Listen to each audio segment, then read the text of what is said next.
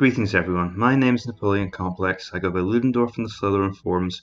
Welcome back to Faction Spotlight, and today we are having a look at the Kushans. Now the Kushans are an interesting faction. They are a mix between steppe and Indian style armies, and they can also be played either in the classical antiquity era or in the late antiquity era. And today I'm looking at their matchups in the late antiquity era. So let's have a look at their units first of all. Now, the Kushans have access to Indian elephants, cataphracts, various horse archers, both armoured and unarmoured, some cheap Indian flanking cavalry, a smattering of very expensive Nomad light horse archers. This is about as expensive as light archers get, with the possible exception of the overpriced Byzantine flankers. And we have some cheaper light horse archers which are not melee capable as well. One unit of cheap light javelin horse, I always like to see them available. I always take them when I can get them. Some Indian close fighters, which are essentially medium infantry, not dissimilar to the Italian infantry of the Italian lists. The irregular foot, who are of course cheap flanking infantry, who are also good at holding rough ground against units like cavalry. And finally, one of the more interesting units, the Indian archers, the masked archers. These units are difficult to use well, they get slaughtered out in the open, but if they can entrench in forest or on rough ground against cavalry, they can shoot the cavalry to pieces due to the cavalry's small size. The cavalry tends to have less firepower, so they can't shoot back as easily against them. They are unprotected, but these are cheap units, a great way to add firepower to your army, and if you can protect them, they can do a huge amount of damage indeed, and get some key disruptions. We also have a few foot skirmishers now. With access to Indian archers, we arguably don't need skirmishers, because these men fulfill many of the same roles. They give that same ranged punch, though you do have to protect them better as they can't run away. But just in case we need some mobility in the ranged units, we have these Eastern archers, and they can run into key positions, usually in support of the Indian archers, and help to shoot up any threats that need chasing after.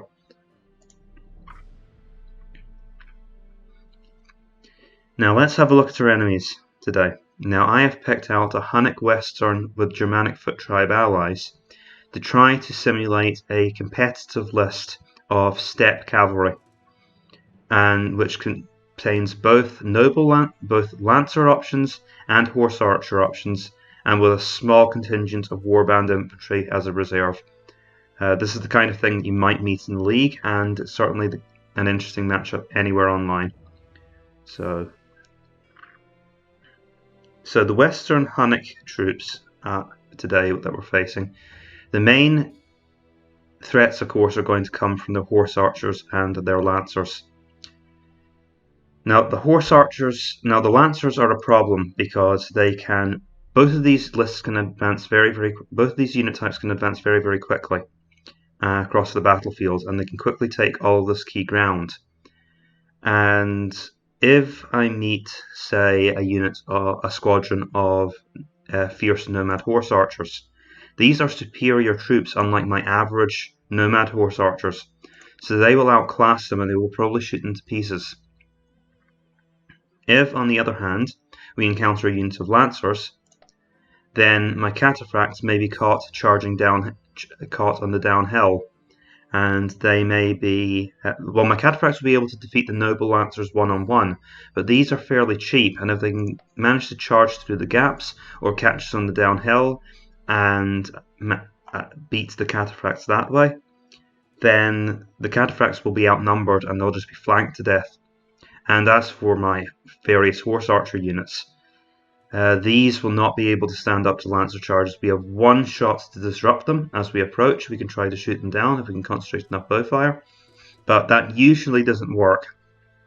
And once the option is exhausted, then these archers pretty much have to get out of the way. If they can keep away from the lancers long enough, they might be able to turn around and weaken them, but it's not a safe bet, and so the Hunnic cavalry will definitely be a major threat to us today. They also have access to these fierce Nomad light horse archers. Now, the Hunnic lancers are cheap, but their horse archers are expensive, and if my opponent today, who is Mike C by the way, If he decides to take too many of them, it will shrink the overall size of his army, and the sheer bulk of my army may start to overwhelm him in the long run, because remember, he'll have to get through my light archer screen, he'll have to get past through the fire from these archers, he'll have to then fight his way past my cataphracts in the centre, or he'll have to confront my nomad horse archers who are going to run up onto the hill. And so he can't afford to take too many of these, so he's probably going to take a lot of noble lancers to supplement his army. He can't afford to take too many of these expensive light horse either. I was forced to take 3, so that will diminish my numbers somewhat. But he's probably not going to take much more than that.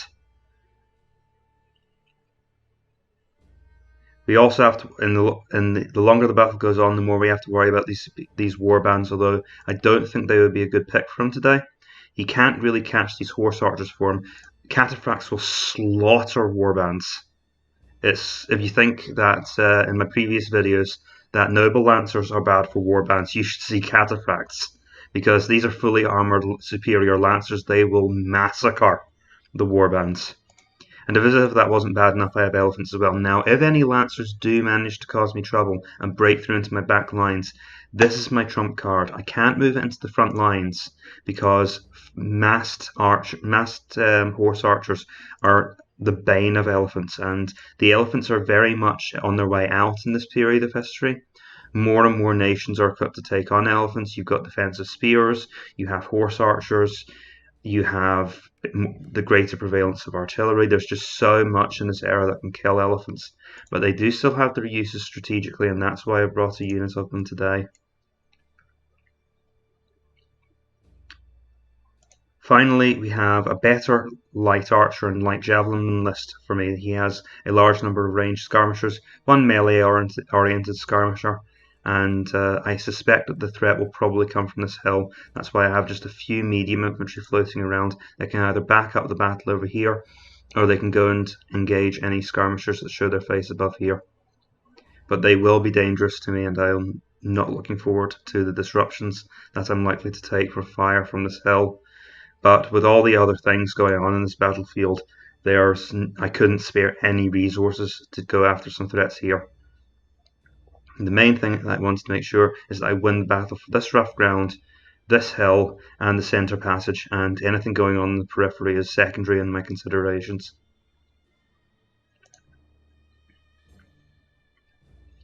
There's a few units of medium cavalry floating around, some mediocre nomad horse archers, which could possibly supplement the numbers of these fierce nomad horse archers, and of course we've got some noble cavalry as well, which are of course average quality cavalry. They're superior, but I mean in terms of cavalry, most cavalry is superior. These are just superior protected cavalry, they're box standard cavalry. And a few expert armoured horse archers, just in case he wants the extra armoured punch, because these are bow cavalry who can shoot and then they can close the melee after trying for a disruption. Once they close the distance and after spending their turn before closing, shooting. And with their superior quality, they'll cause extra casualties as well.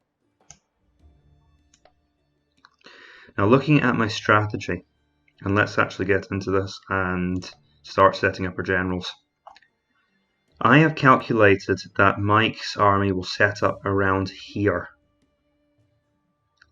and it will probably come forward, so 1, 2, 3, 4 might get slowed down by the enclosures a bit, and that will be good for us. But I am anticipating that he may take a very aggressive stance at the start of the battle. He's going to come rearing towards the square. Just move them there for now. I can have them drop back into that formation later. He's going to come rearing towards this hill here, try and knock me off this rough ground this high ground before I can make use of it, before I can move all of my infantry into position on these rough pockets here, before I can basically lock him out of about 66% of the battlefield. And I've calculated that he could get a unit of lancers to here, and this is what I'm most worried about.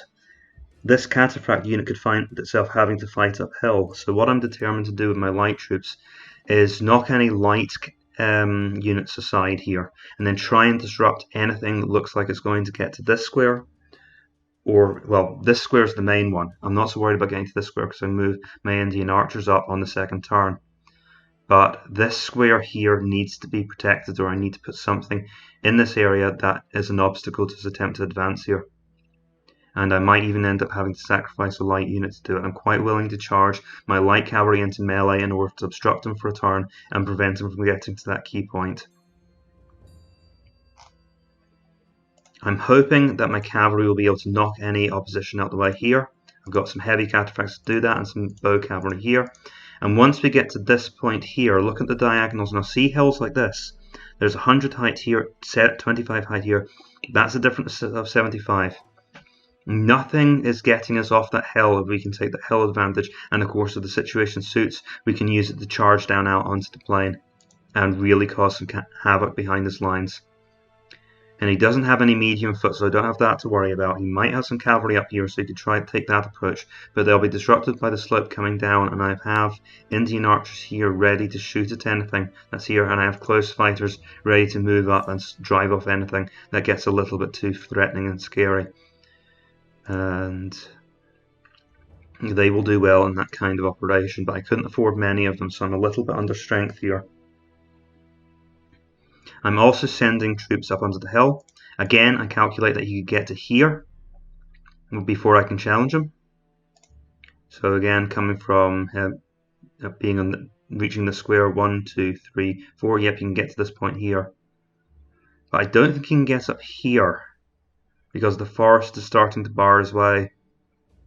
And so I'm hoping to get these nomad horse archers rather up onto the hill and again take advantage of this excellent height advantage that we can get by, and the rough ground will cause him some problems if he's moving cavalry through here.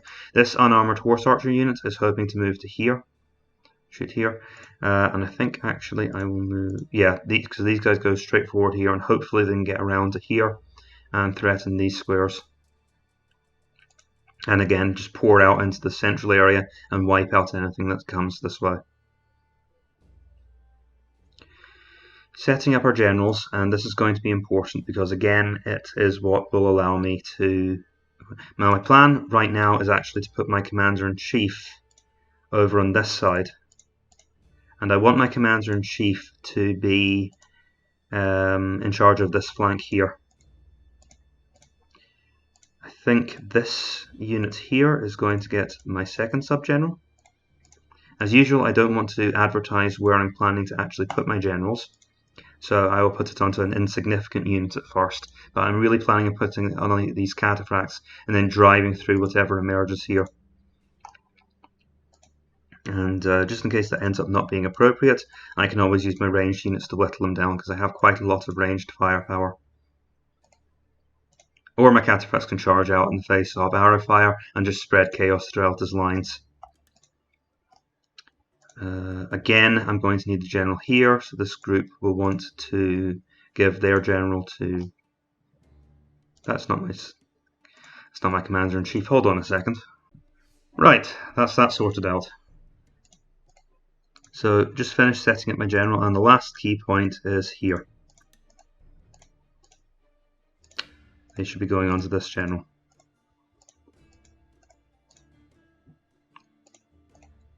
And again, putting my general here, but the real target is going to be here. And so we can engage here and hopefully move around the flanks of anything that attacks us, because we will be fighting uphill there. Okay, I think we're set up. Right, next turn. Here we go.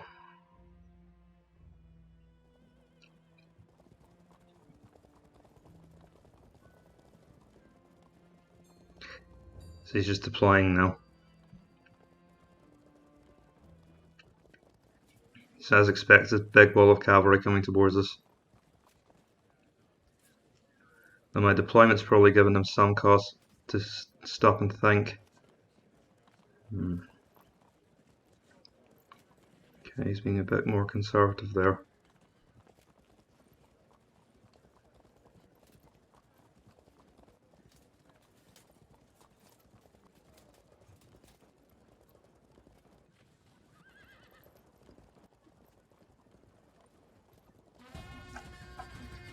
Right.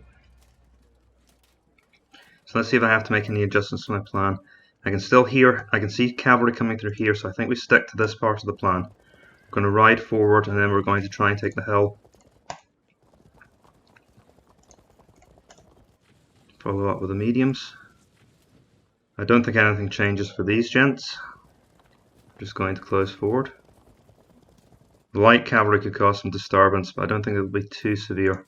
Do I want to try and get up onto the bluff to get a foothold here? To be honest, that might just get in our way. The only thing is this fierce Nomad light horse could decide to attack the lead unit here. Probably best to give them a general. And I'll cover them with my Nomad light horse archers as well. We'll get the hill. Of course, that detracts from my light troops a little bit. For the moment, my light soldiers should probably lockstep with the medium varieties. So you can move to here and then bombard these archers from long range, but that's quite expensive to his ammunition. I'm willing to take that risk.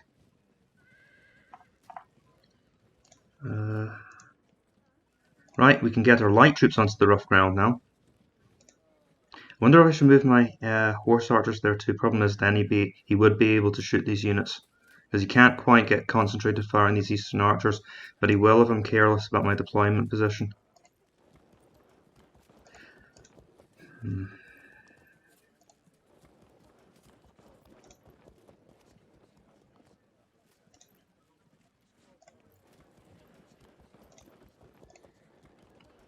Trying to avoid the field of fire.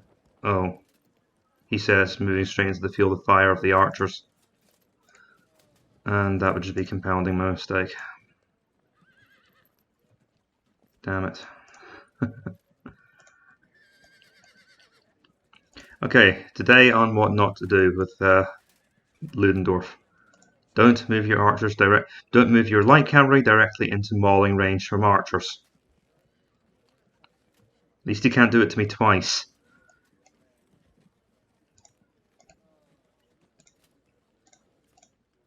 At least I can counterattack my archers next turn. They'll be able to move around to here. Should be able to get some concentrated fire on him, especially with the support of my horse archers. They can move 1, 2, 3.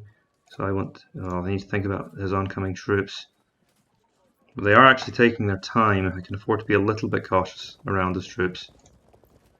Edge forward and make sure that all of my missile troops are in range to give a consolidated mauling. Again, that's fine. This seems to be the golden range.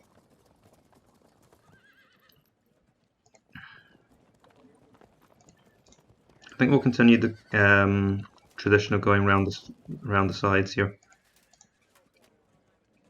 Or do I want to move up here?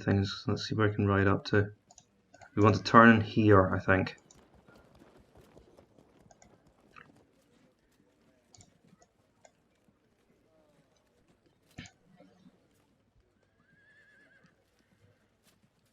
It's a question of ensuring that wherever he puts his archers, he'll be taking a direct volley from someone.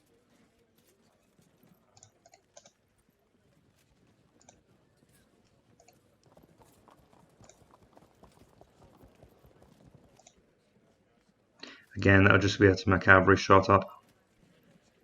Alright, we'll put them here, I guess. Don't really have a lot of good places to put them. Everyone else just move up. Cataphracts are good arrow sponges if nothing else at the moment. And yeah, I think this is done for the turn. Move them forward a little bit, they can always fall back and we may as well get them forward on the battlefield. I have never been the most conservative of generals. Well, I was as a kid, funnily enough. I was much more defensive. Next turn.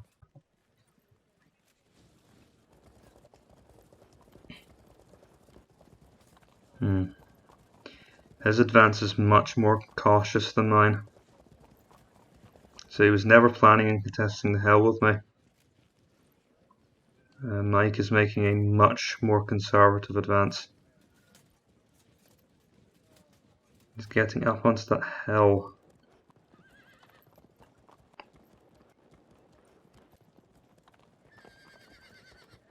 And he's reconcentrating his forces in the centre.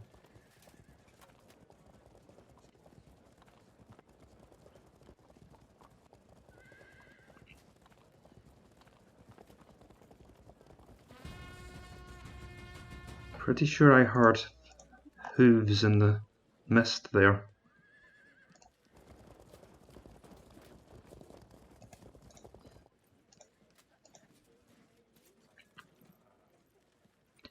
At this point, frankly, it's worth it for the reconnaissance. The thing is, these are unarmoured horse archers. They'll suffer badly under missile fire.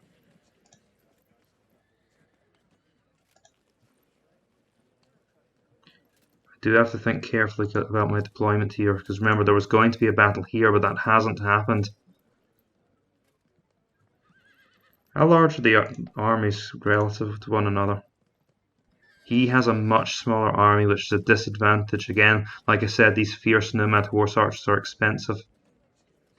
So the fact that he has decided not to move up here puts me in a little bit of a difficult position. I think he's using this valley to help his smaller army survive. I think I need to do a little bit of mountaineering here.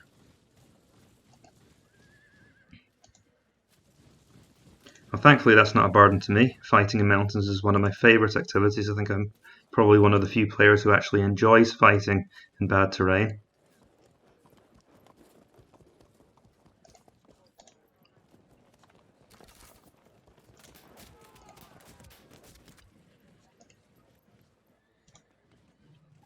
Well, that might draw forward his fierce nomad horse archers to shoot at my nomad light horse archers, but that's no bad thing if it draws them out to fight.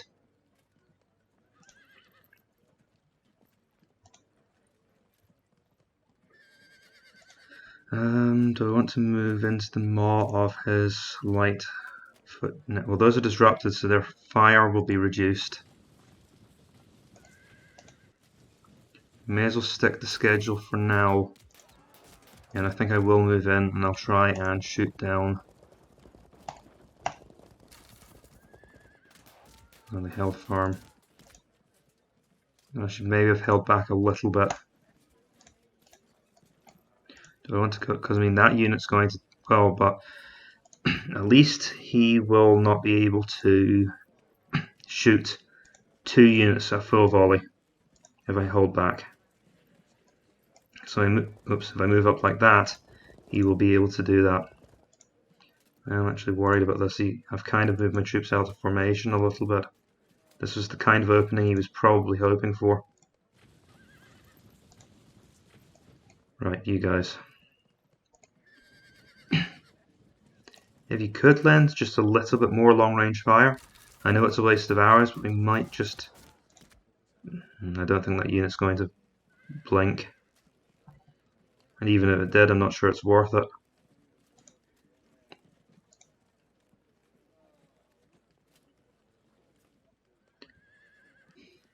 Let's think about this. Well...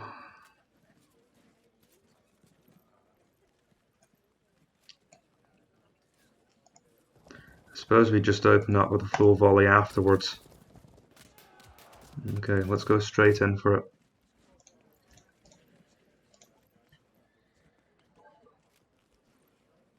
This is going to be a particularly vicious opening for the skirmishers. Right, I haven't forgotten about his other foot.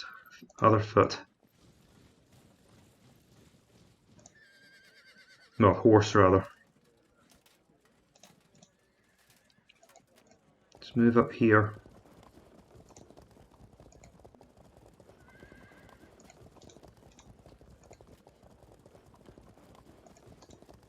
We're going to start to take the summit of the hill.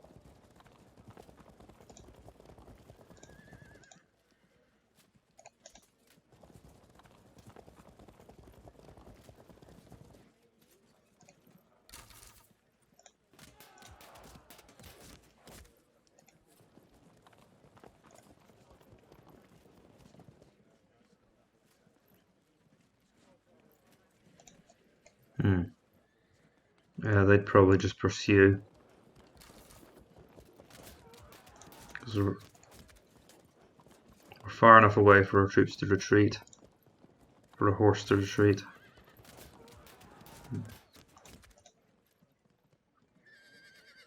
That's so I can threaten the line there.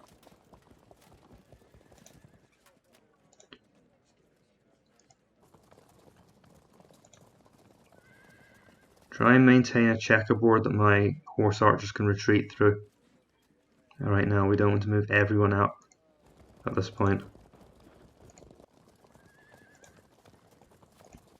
Keep some cavalry around so there's support, but we should leave room for the troops to retreat through. And make it a good sized gap. If it's just a little passageway, then there's a chance that one of the light horse units will stop here, and then trouble starts. And keep moving up towards the rough ground. Right, this unit's supposed to be moving for here.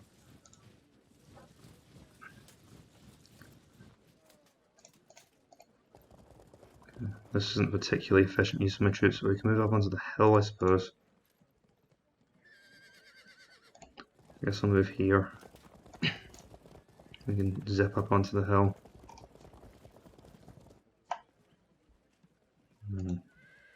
Now I think about it, that does mean that this unarmoured horse archer unit is kind of exposed to fire. I do have some flexibility to move it around, and I can always bring out the cataphracts for a death or glory charge.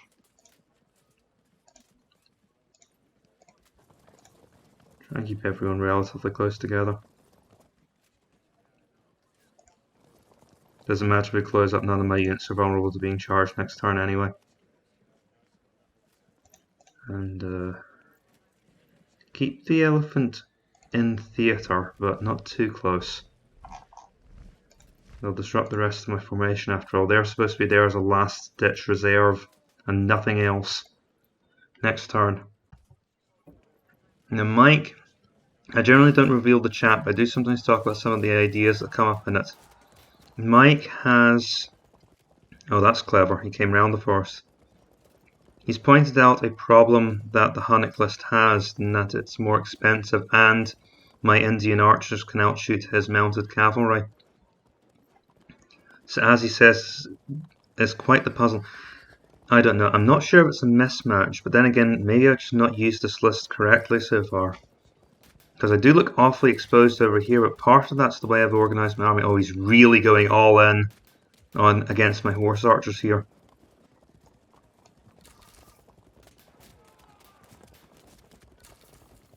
Okay, this is going to be a very quick, very aggressive game. Because that's going to force me to react with my own cavalry. I'm going to have to... God, he's got a lot of disruptions. That's what I was afraid of when I put them there.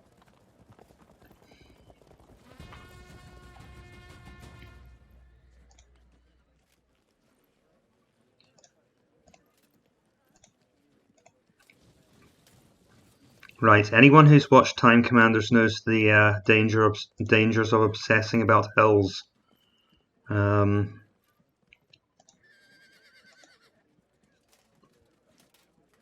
Let's see, are they within charge distance? No, they aren't.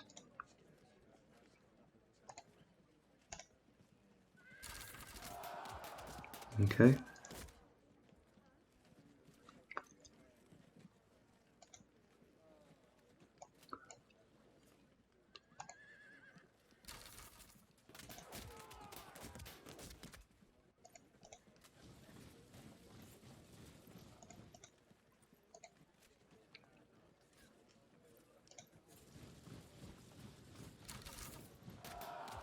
Okay. Yeah, fast game, lots of disruptions happening quickly on both sides.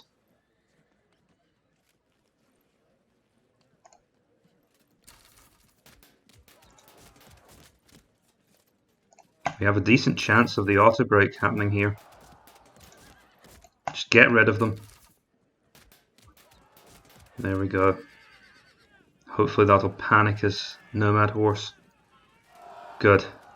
Okay, that clears this area up a lot for me, but unfortunately it also means that I'm not going to stop him from taking the hill. Now he's probably going to keep shooting here and keep trying to disrupt my infantry. Disrupt my Nomad horse archers here. I don't want that to happen. My troops can't move forward because of the positioning of the archers, which means this is going to have to be an archer fight. It's going to have to be a good old-fashioned bow fight at the moment.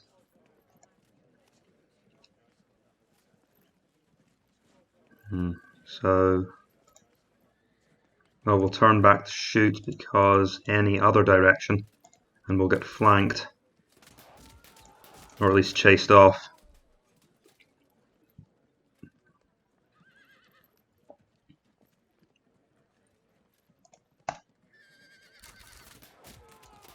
Seeing as I just disrupted them and they're going to want to go take cover.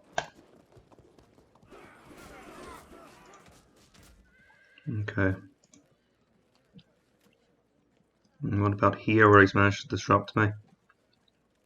I don't know if I'm within charge distance or not here. I also don't know what's in those woods. Well, high ground or not, cavalry are not going to want to charge into... Oh goodness, he's got all that coming round.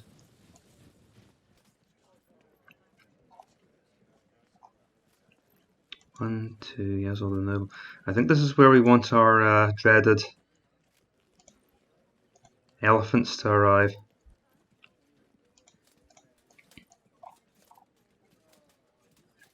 Problem is, I really need my lancers over towards this area to confront his noble lancers. Cataphracts will stomp these noble lancers, and there's not much the fierce nomads can do about them anyway.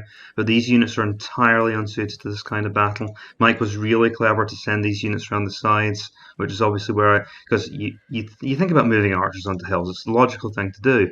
It's a good place to protect them.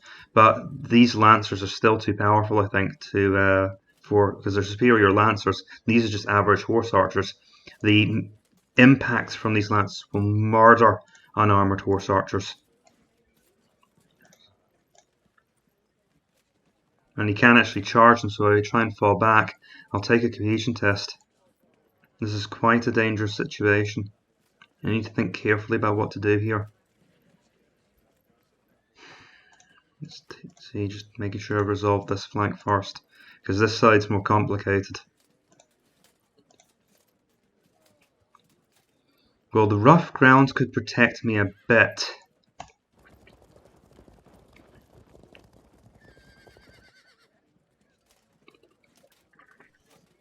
And if he charges anything out unexpectedly at me, then he could end up paying for that. That could give me the time, if I can get some of these troops out of the way, to get my cataphracts over to help. Problem is that's reducing the strength of this central charge, and I'm actually spread pretty thin. I've ended up very heavily concentrated against his army over here. Part of the problem is I've locked in a lot of my points. These cataphracts are doing nothing for me right now. And unfortunately this is the main battle right now.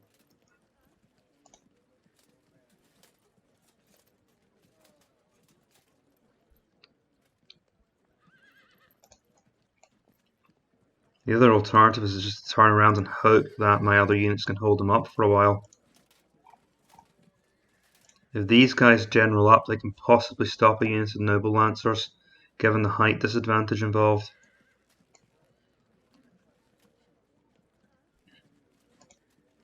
But it's risky dealings.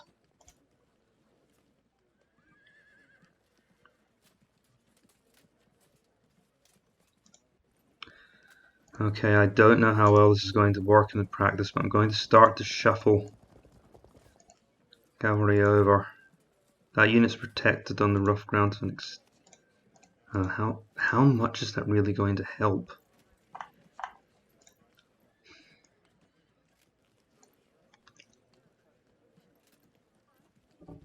Because I think the Lancers will still get a shock bonus against the unarmoured horse archers. There are moments where I really regret my lack of knowledge, my lack of in-depth knowledge of the POA system in this game.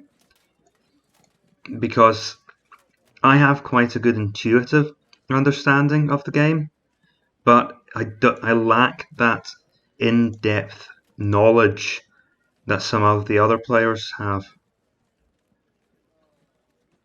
Some of the other players have an almost encyclopedic knowledge of the POA system. And I think Mike is one of them. Because, of course, he wrote a beginner's guide for this game. Let's look at this situation as well. These horse archers are hurting. He's brought a lot of different elements together to hurt me here. The other alternative is we just try to tie things together on this hill as best as possible, and we go for a Hail Mary charge right down the hill and into these units.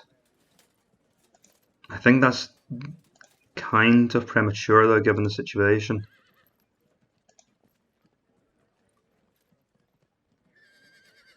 And another one is just accept that this unit is going to eventually break and try to tie things up with units here.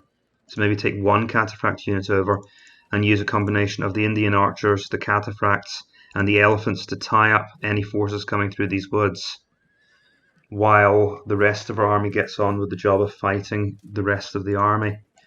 And I think on balance, and this is a difficult balance to get right, that is the option I am going to go with.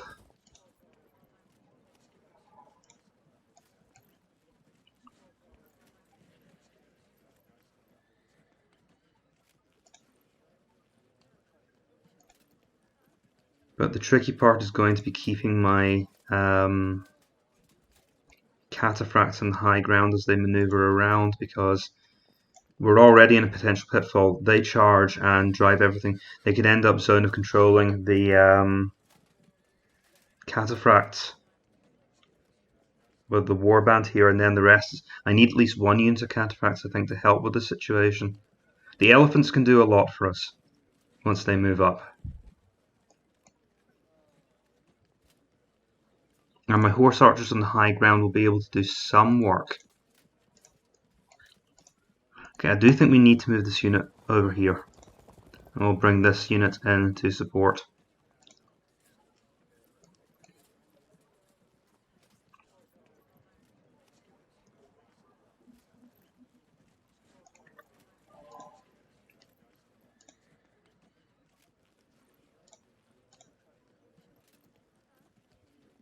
Because I don't think he can move to attack this unit yet.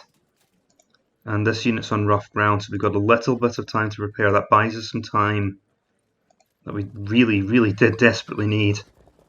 Move this unit in here. Of course, I still don't know what's in these woods.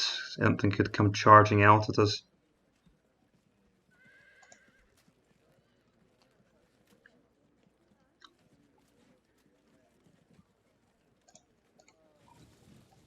Because I think when the elephant moves up to confront the lancers, we can lock down that particular problem. Right, dealing with this situation here. Well, this unit's already been weakened a little bit, so let's pepper it with missiles. Okay. Nothing.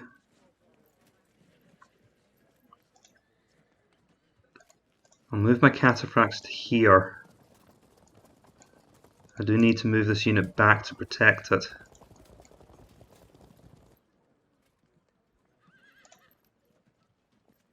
So again, there's different bolt holes from my Nomad lights to move to run away into.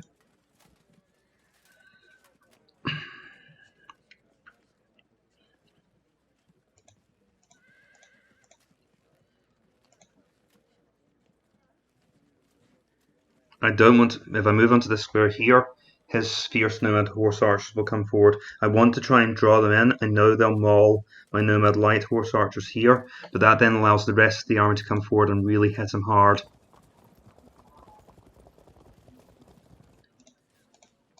And also gives this a little bit of a chance to clear, and my cataphracts can maybe come through and to the rescue.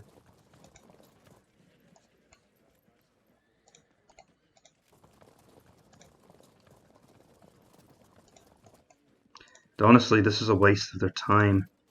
I'll chase off this last horse archer unit and then come in towards this section of the battlefield. I think, in fact, we'll turn this way because I think there's going to be a general shift towards the left-hand side of the battlefield. Right, next turn. Right. Well, actually, no. Not Harvey. Mike is saying that he thought I was trolling initially with this. Obviously, it's a faction spotlight. I'm trying to show the list off. I was looking at this. I mean, Kushan is good against massed mediums. It's pretty good against this combination here. Although Mike seems to be giving me oh goodness. Come on, guys, try and pass a cohesion test. You have it in you.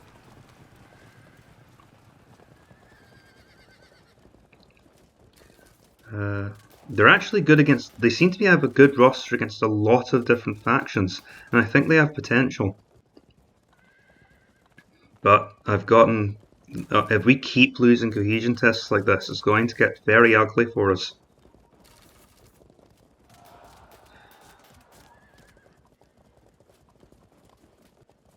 But to be fair, Mike has lost a few cohesion tests as well, and well, there you go. This is what happens in Field of Glory. This is why you don't moan about your luck, because 9 times out of 10 and 5 seconds later, something comes along and turns the situation around on its head, and usually things do balance out.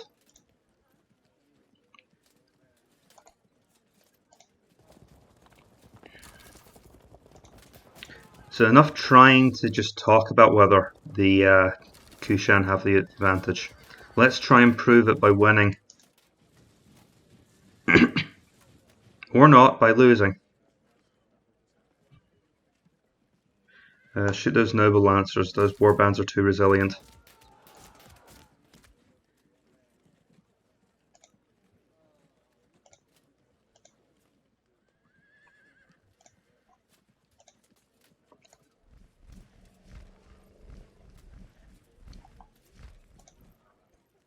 Another thing to bear in mind, Mike, if you're watching this, is that I have been away from the game for about a year and a quarter before I started this channel back up. Initially to cover Total War rather than Field of Glory. So I think it's fair to say that my memory of which matchups are disastrous and which are not are my credentials there are pretty shaky, to put it lightly. There was a, and it's not the first time I've got it wrong either, because when I was in the lobby for another game, I didn't realize I accidentally matched Carthaginian Hannibal in Africa with Achaemenid Persians, which is probably one of the worst possible matchups the Achaemenid Persians could possibly face, because it's mass medium against massed bows, and of course the armoured mediums of the Carthaginian list just massacre the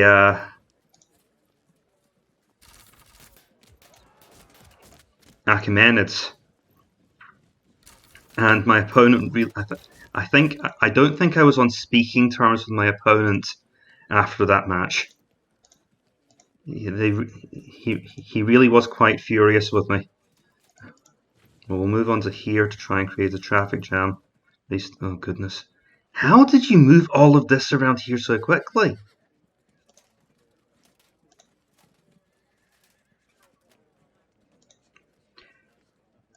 This is what you see with a lot of the experienced players. They are so fast. They will be upon you before you know what's happening.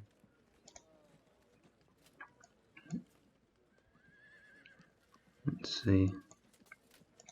So that puts pressure on me to get on with things in the centre. Either that or send reinforcements.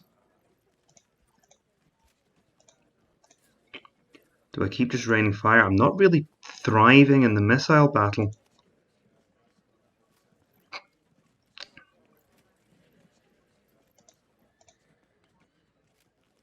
Let's see, what have I achieved? I've achieved a couple of cohesion tests, none of which have actually caused a morale failure. I have shot some of his units to hell.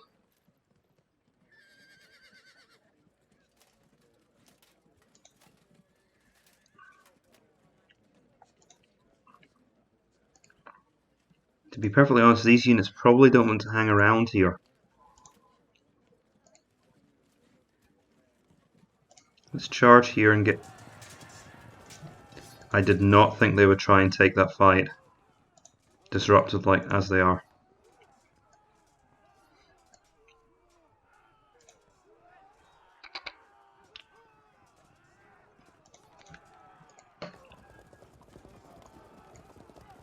Oh goody, mountain climbing with cavalry, their favourite activity. Because if I don't do that, then they can break through here.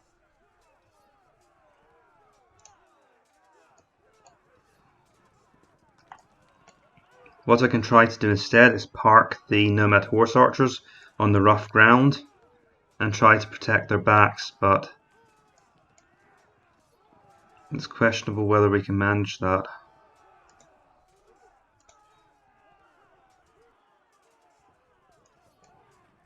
Because what I'm kind of trying to do is improvise a second defensive line here.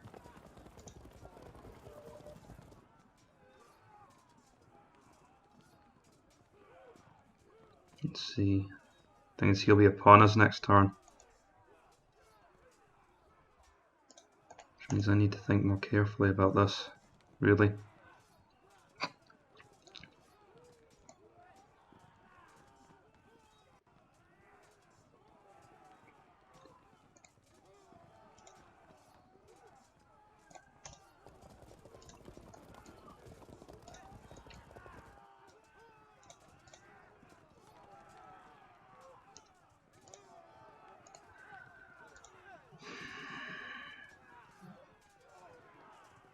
Now what if he did charge?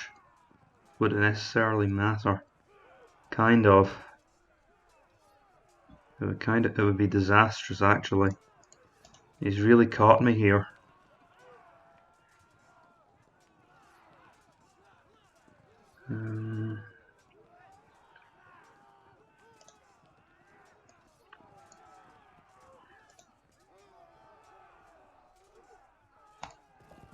Back out of here.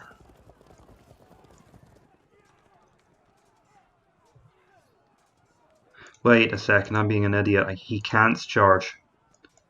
Not with this unit. He can charge past here because they're not exerting a zone of control there.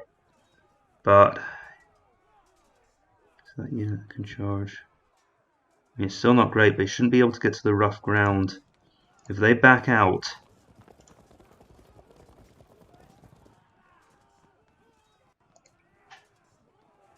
no, but that's why we need to move that unit in, because we're trying to protect the back of these Nomad light horse archers, give them time to win.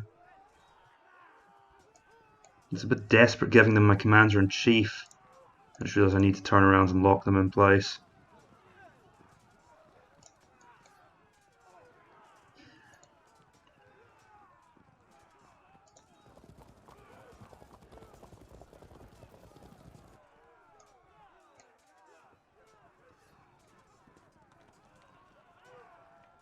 Also look at it, we really are to disadvantage. I'm shocked how it's the force concentration as well that shocks me.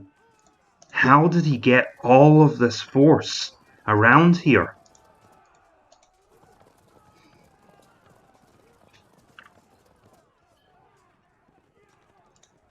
If I can just get these troops out of here, I can probably form a decent defense with these units here. But I need to get my troops to safety first.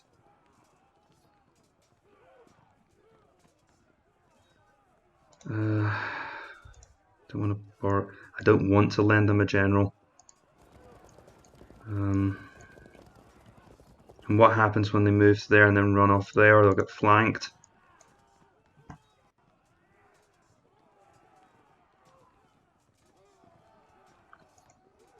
Okay.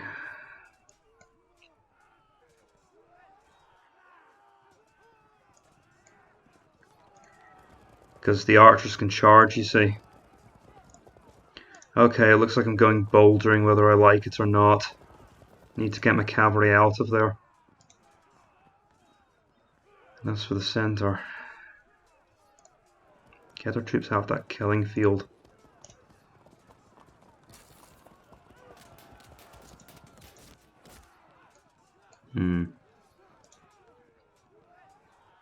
Now this I could actually do something with potentially.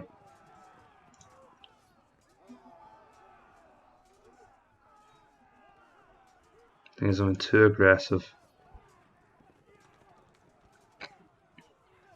What's he got here exactly? 1, 2, 3, 4, 5, 6, 7, 8, 9, 10 units here I have. 1, 2, 3, 4, 5, 6, 7, 8, 9. Remember that I've got troops that are having to watch here. Of course, a lot of my troops are archers and other support units, which is why I'm trying to keep it to a ranged battle at the moment.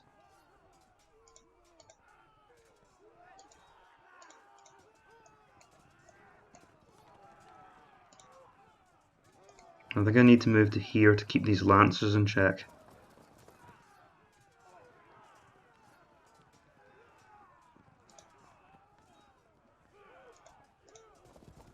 I can't do that.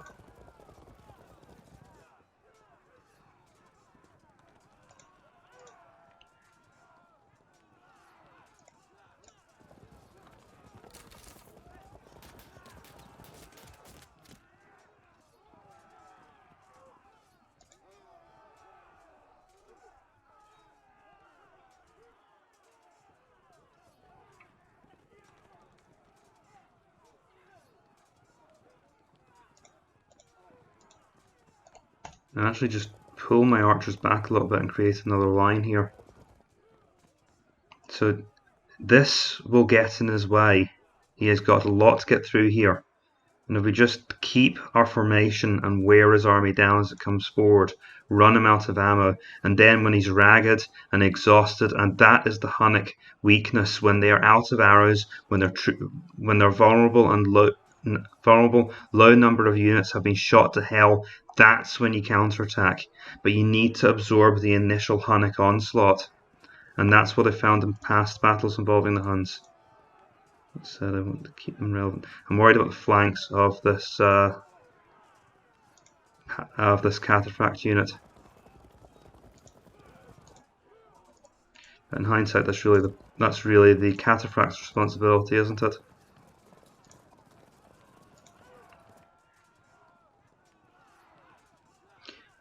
While we're raining hell, fire, and death, no, keep them behind the cataphracts. Let everyone, all the other units in the battle, do their duty. The cataphracts are supposed to stand in the front and protect us from missile fire, and then the archers move through to offer fire support next turn.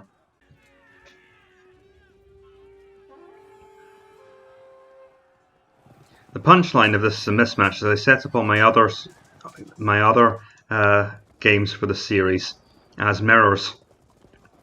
So Mike is the only opponent I have who's been saddled with a mismatch like this. Yeah, of course, if you can't fight them in the mountains, you can just shoot them down. At least it distracts his archers against one of my less valuable units. Ouch, see that one volley from standing against unarmoured troops. That's right, use up your resources. Oh, I shouldn't have let them get fragmented.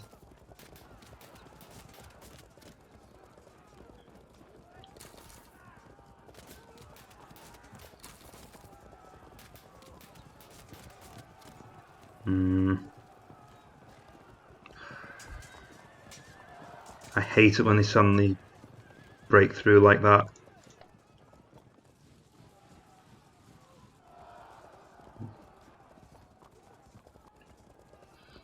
There's something infuriating because it's so hard to prevent. You're left feeling a little bit like, well, what could I have done? It just kind of happens sometimes that your troops, so they start from one tile away, your troops happen to stop, their troops happen to stop early, their troops happen to race on further, and it's like, well, fine, kill me.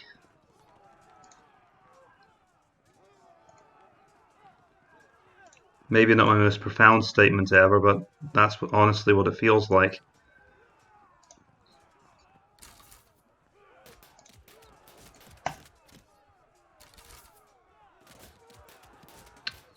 I just can't break them, can I? And with that armour, the casualties here have actually been heavier. They're actually becoming heavier. And now they're behind us as well, that's infuriating.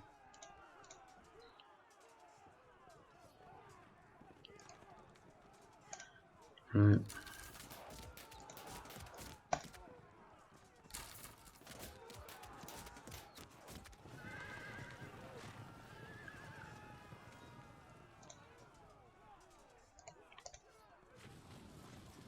Right, turn and face them here.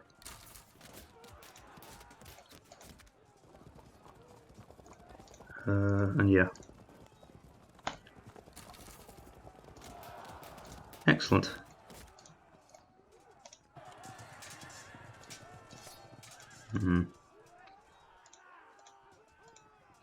Downhill fierce nomad archers are still fierce nomad archers.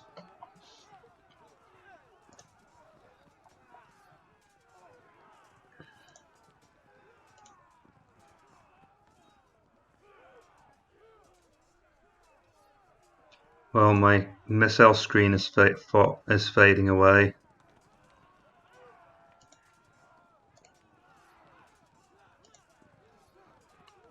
The cataphracts are now vulnerable. And my troops positioned the way I am, I can't actually make use of these bows.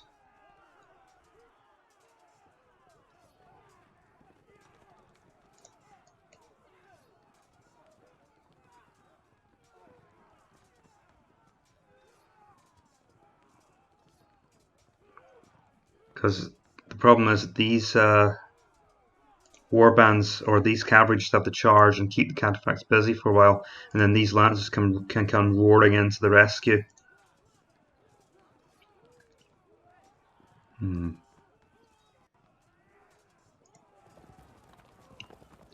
I was kind of praying to myself that there wouldn't be any units there. Thankfully there weren't. Do I shoot these guys again?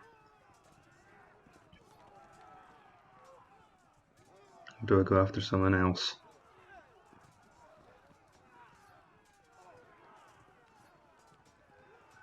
I think they are probably my best target. They haven't shot yet, have they?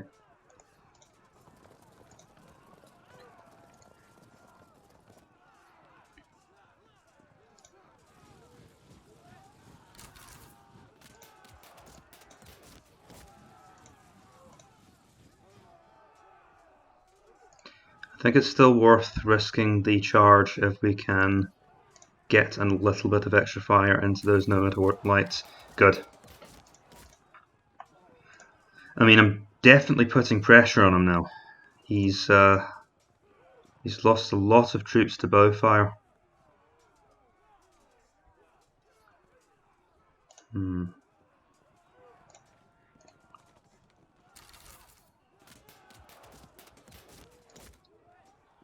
Softening him up.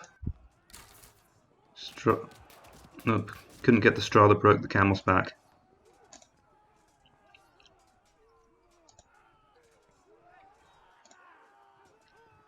Now that I think about it, these close fighters aren't really contributing anything to this battle. I need to try and keep the elephants away from the unarmoured horse archers.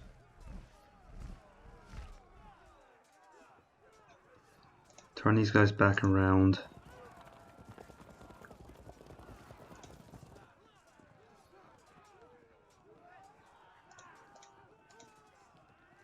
I need to get these guys to safety.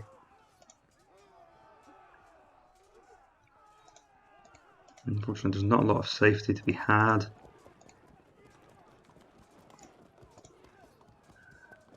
And I don't want to move because I don't want to move straight into bow range of those units. That's the idea. Force them to come forward.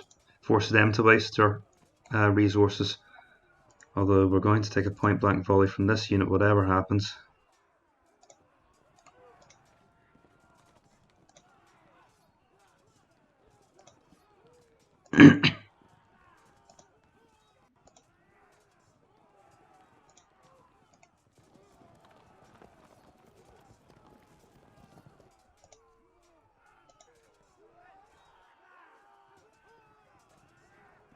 And that's obstructing the movement of my own units.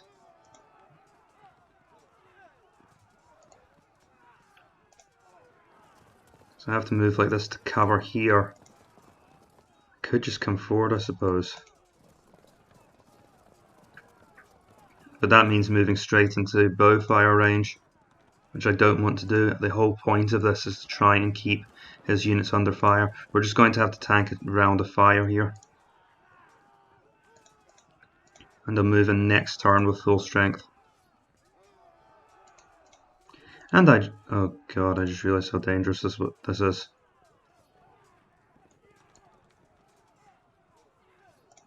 You know, a quicker player would have seen that.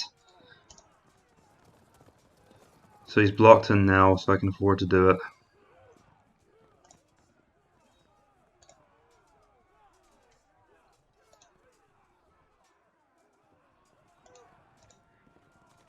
Still got this. That unit's just going to have to die slowly. Well,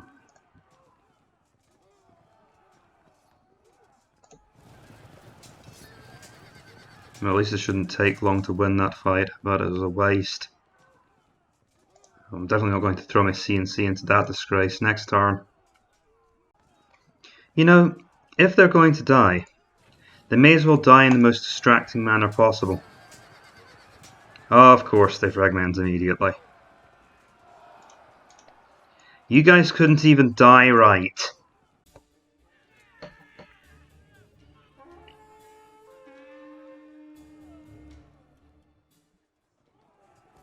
Huh, 3 rallies.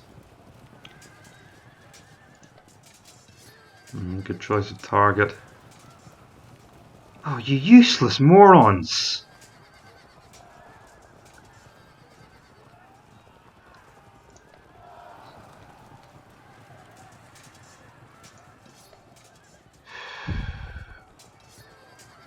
Good charge.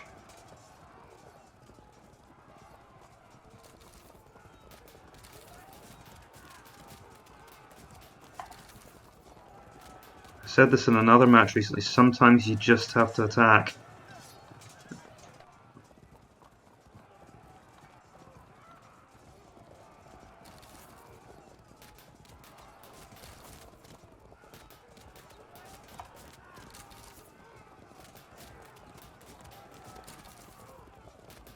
Even for cataphracts, that was a lot of arrow fire.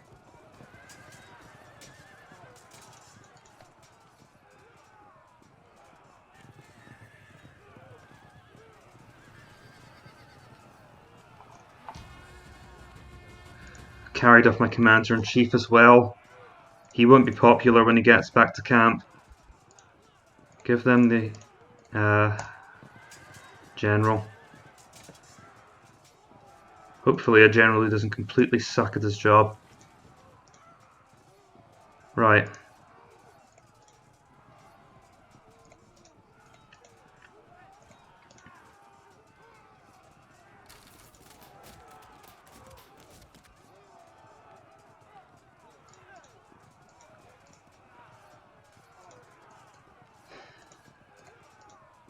Alright, pin them in. And they're going to get flanked next turn. Wow. What an atrocious chain of events for me. Well, no point in moaning about it. Get on with it. Seems like a waste if they're already fragmented. I'd rather maintain the fire from these other units and move on. I'll send these unarmoured horse archers to take care of them.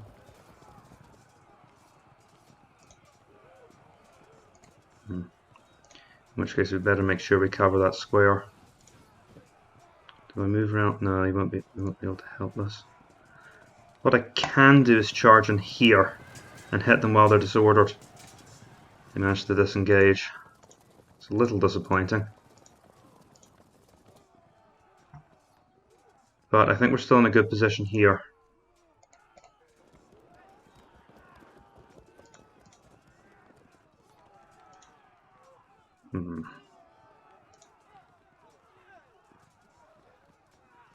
I smell an opportunity to sow chaos. Take a general. Trust me, for this you're going to need it.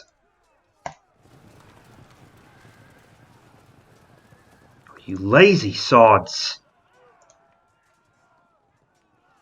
Are you soldiers or are you sleeping?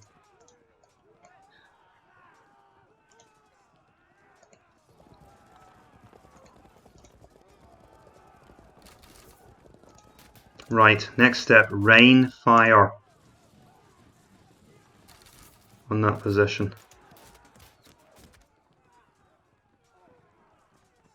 We're still not going to be able to block it.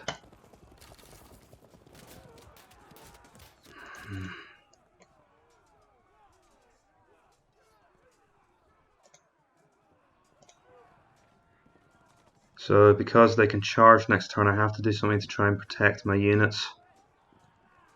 So I'm going to have to order a charge now, there's no other option.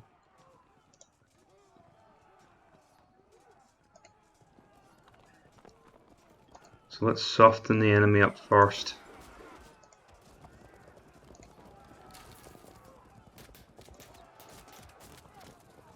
And make sure that support is in place.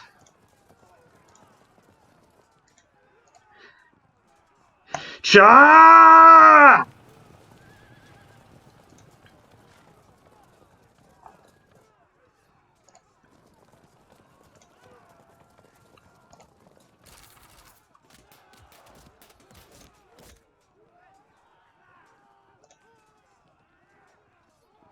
And just for good luck,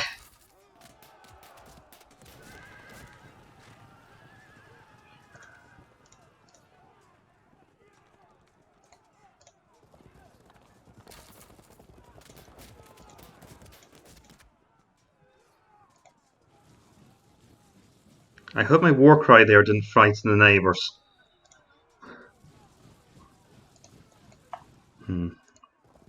Interesting, he's moving back around.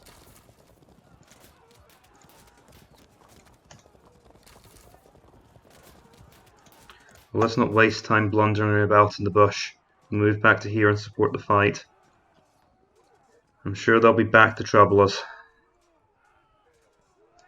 We're holding okay in this flank now that we've secured this area, but that was a sudden blow. And of course these guys are going to come apart.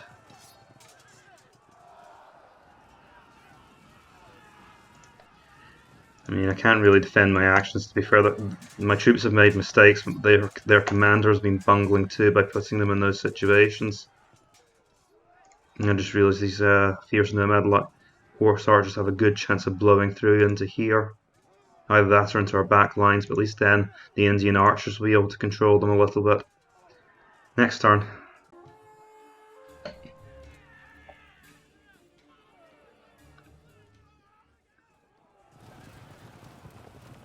Yep. Oh, they held for a moment. Not for much longer though. He's moving to get around those cataphracts. Would have thought he'd be smarter attacking the cataphracts. He could have got a flank attack on me there actually.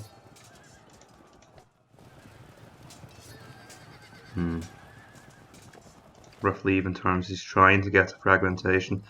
If it's advantageous enough, even if you have a small chance of success, you should attack. Oh, well done. You leave the slightest vulnerability for experienced players and they'll take it.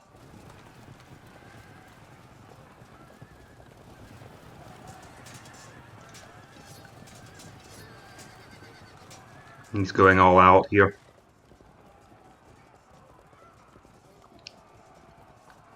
I thought I'd stop this.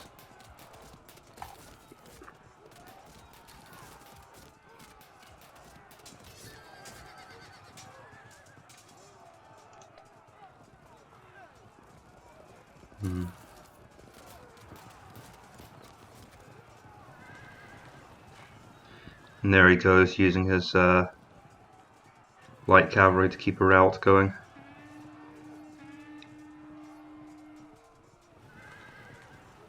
So I say, Mike's playing this pretty well.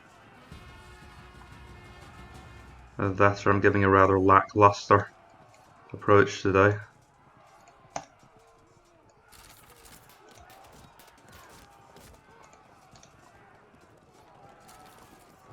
Let's just stay here, try and mop up this cav.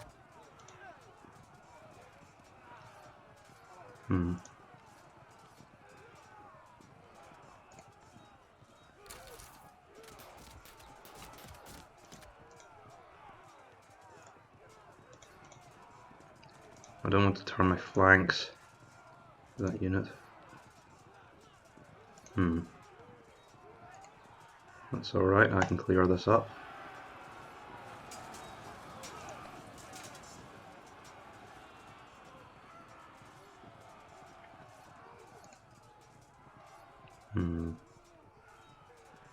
Not the kind of odds I would be expecting using cataphracts. Oh, this is more dangerous than it looks, because they're all about to come crashing through. Look at the force concentration. That raw amount of power focused on the few units. Okay, I actually want to push this unit into retreat because it'll set up a flank attack here.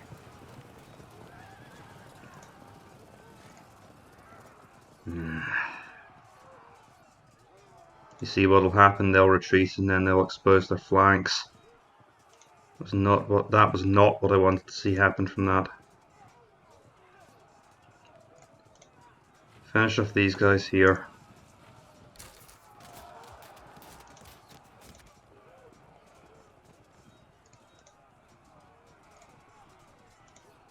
It's all coming together very badly.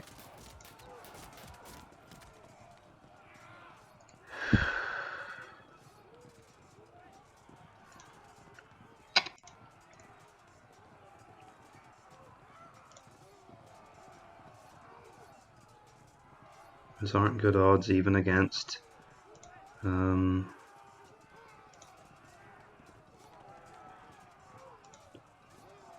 even with Lancers and their shock bonus, those aren't good odds.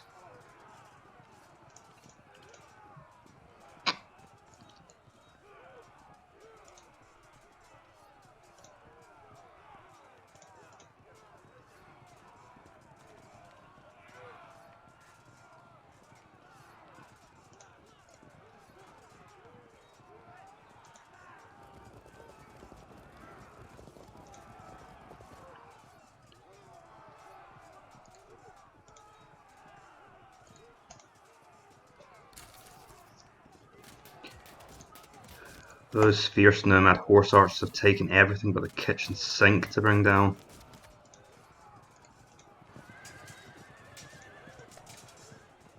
And suddenly this isn't looking so good for me. Maybe my conservative strategy was a mistake.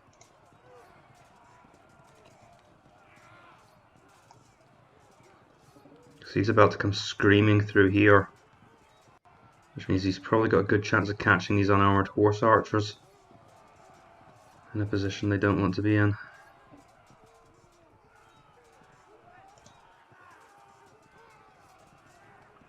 There's a certain degree of brutal logic at work here. Because I think he can eventually get a flank attack. He only has to pin me here and move up. But then again, my archers are in the way, so we've still got some protection here. I need to turn to face here, and I need to keep shooting here, just try and fend them off.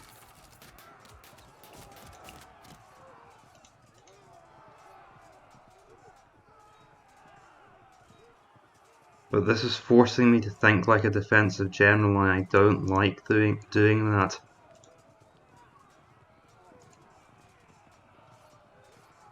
Give these guys your commander.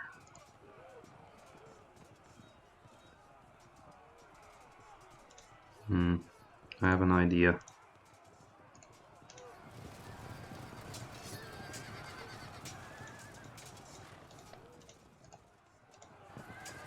They'll come sprinting forward.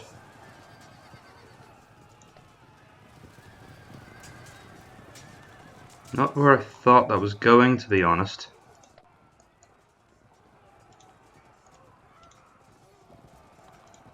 I guess it's okay. Botched my flank attack.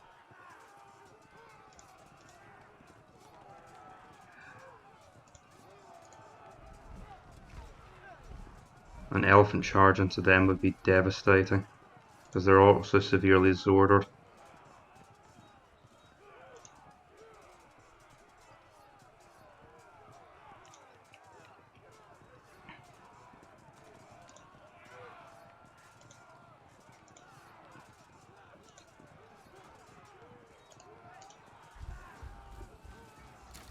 So when I played against Mike C in the knockout tournament a while back, he was one of my toughest opponents. And it's definitely reflected in his performance here. He's used this army very well.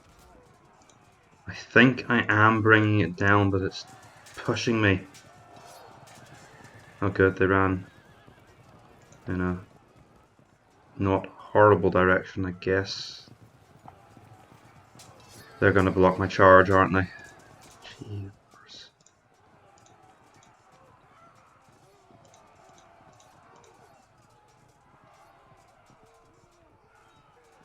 Okay. At least the Huns are finally starting to run out of ammunition. Next turn.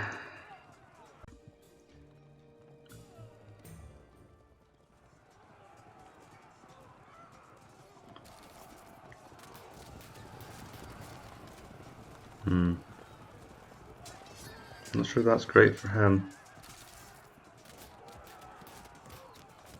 Take it they've turned around. Ugh, come on lads, you're supposed to be superior.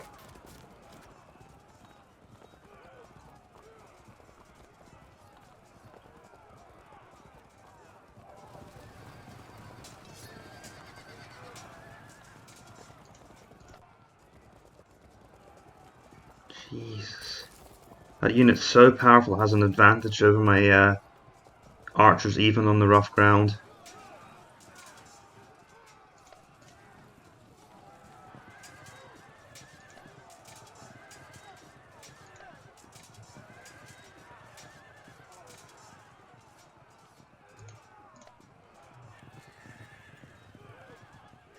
I just realised what's about to happen here. They are going to go flying into my back, I think. No, they didn't.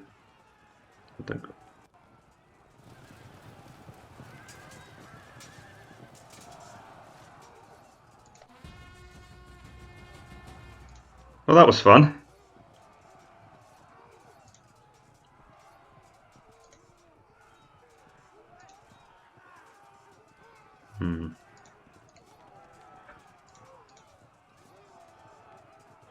Those are the main threat. Although having those archers floating right there certainly isn't welcome. Blocked.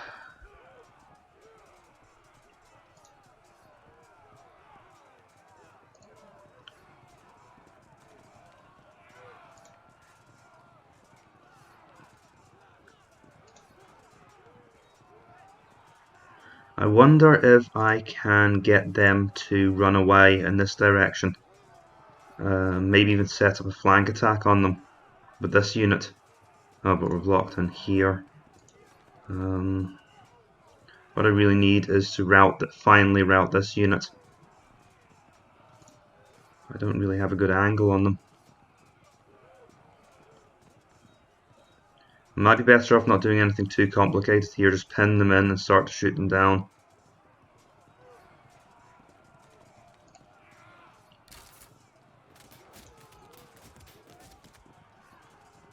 Oh, those are like javelin horse. Okay, well that doesn't really change things too much.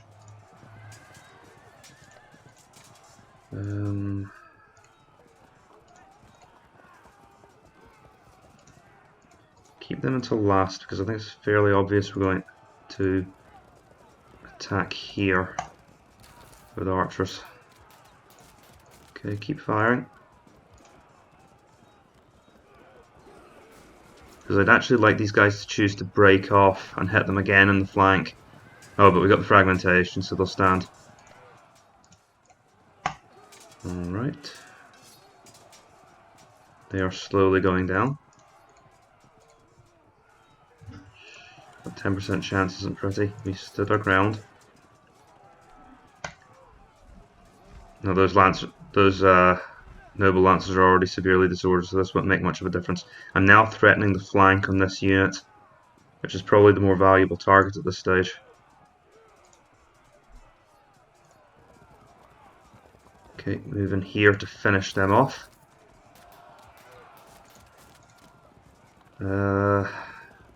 Come on, drive them off. Still nothing.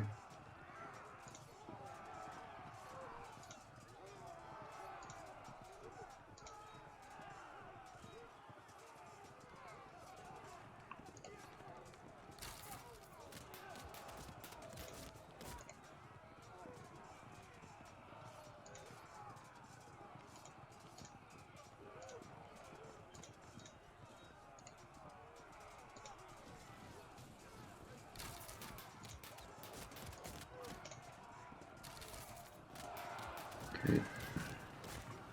It's another Hunnic unit gone.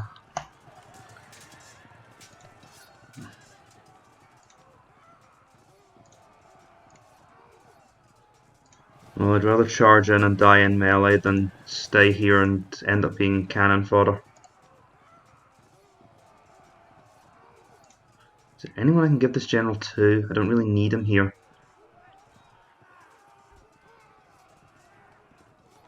Where is your command group? Scattered all over the field at this rate, I reckon. And he's got these lancers coming around as well, so this is really a holding action now. No, we'll just pass the general over and... Alright. Not ideal. At least the idea is to mop up the remaining troops here and then turn to deal with the problems elsewhere on the battlefield.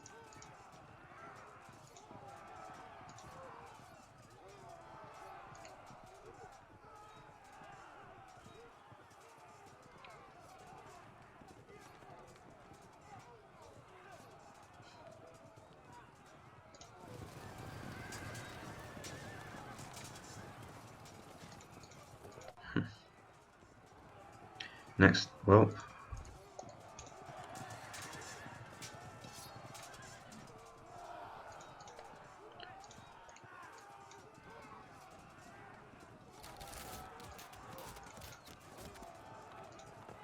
next turn.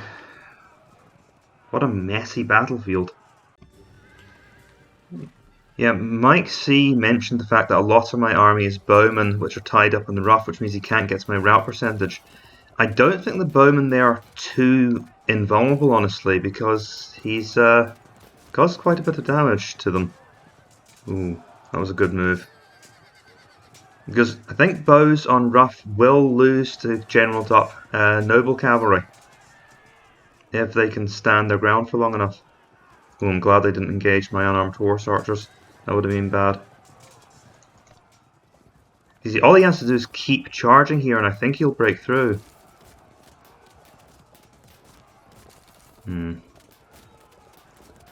Feeling a little bit like a rat in a trap at this point.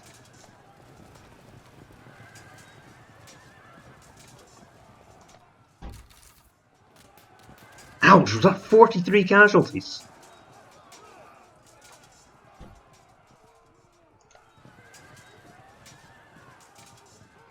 Oh, they're going to stand their ground. I won't need to use both units to kill that unit of Huns now. Okay, good. That means we got our cavalry back. Now that might cause us some trouble over on the right. Suddenly having another unit of Nomad horse archers to deal with.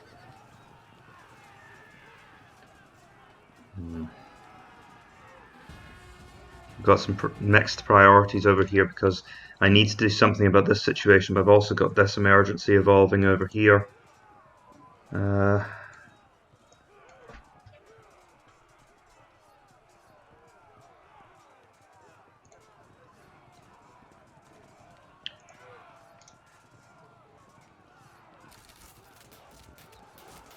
We must fragment this unit.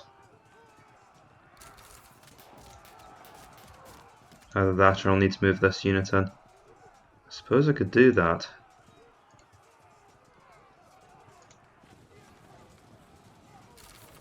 Alright, I've committed to it now.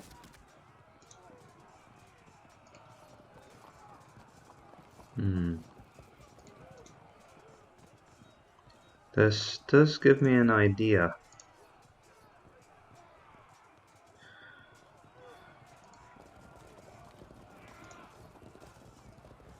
Now if I charged, I should evade.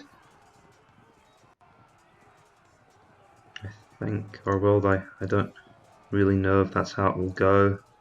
The idea would be to push them off, engage here with the light javelin cavalry, and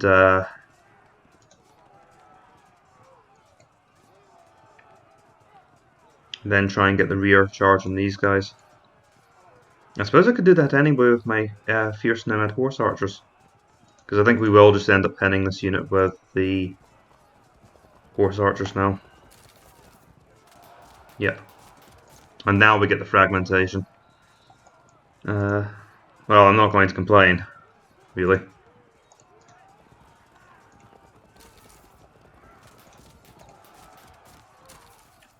I don't think you're allowed to complain when you get a fragmentation on an enemy. Oof, that generaled up. Those generaled up noble lances are fierce opponents. Right, let's see if we can do this.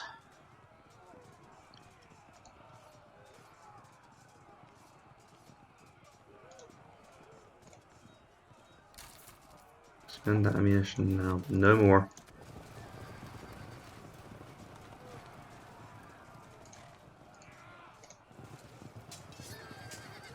They would have stuck anyway, so I wasn't using the fight over here to pin them in.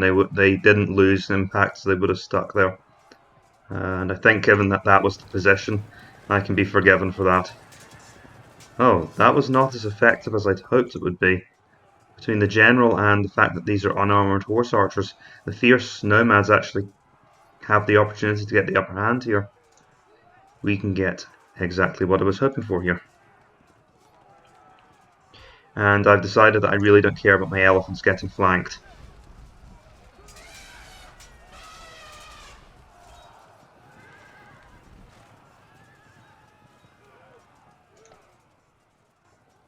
Okay, luckily they turned, otherwise that would have been very nasty indeed.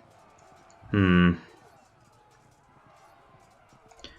suppose I could take cover on the high ground here because... Okay, this is pretty bad.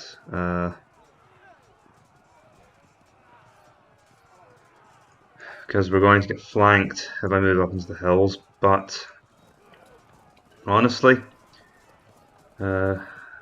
just waiting down here to get flanked could be even worse. I suppose I could turn... These are low in ammo, and these are well armored troops, so I suppose I could turn on diagonals and hope they bounce off. Or that I can get some help to them in time, but I have no idea where that help would ever come from.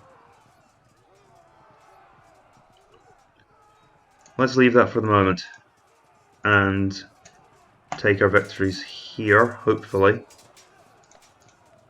Come on, can you win? There we go. And they'll probably run this way, which means... Okay. Now with a bit of luck, that will be a flank next turn, but of course we're now open to attacks here. And actually I'm worried about all of this, because he has a massive concentration of force over here.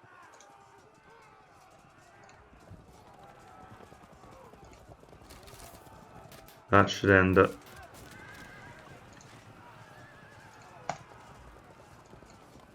So I now need to get these troops back around to here so they can influence the battle again. It's a matter of time before I blow that 5 or 2% chance.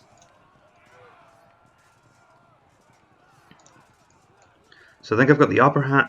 Well, things are kind of at a stalemate here, though with all these reinforcements here, it doesn't matter for my position too much if I lose this area, because I've got another line behind.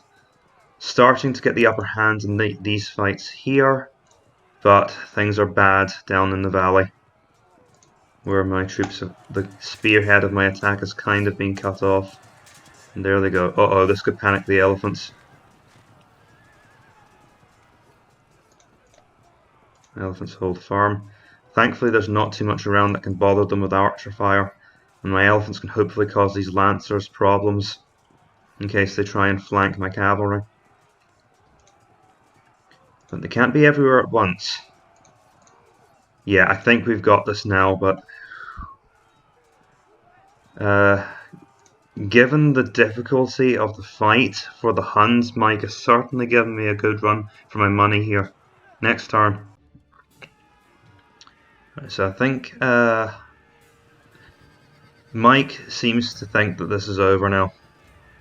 He seems to think this is pretty much decided. Did I forget to... I forgot to move them, didn't I? Why would I choose to do that? There's no reason to let that happen. Uh-oh. Okay, so he is going to break through there.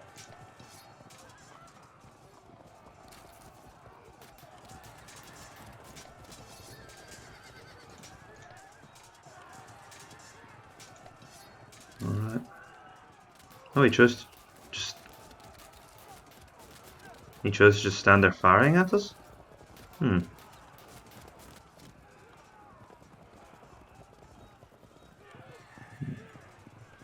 Yeah, he's breaking through over here and here, but I think it's too late.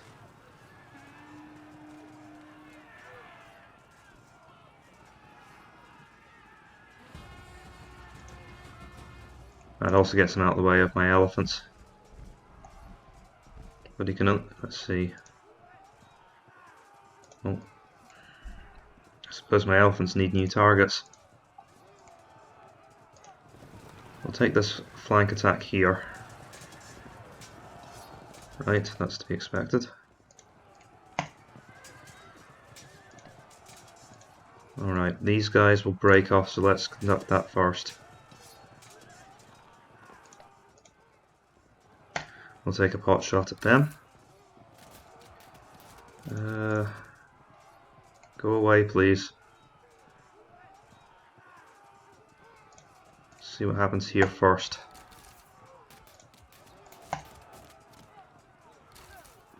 Alright, that rids us of them. Ah. And here come our cavalry to the rescue, although they may not be in time to save these Indian archers.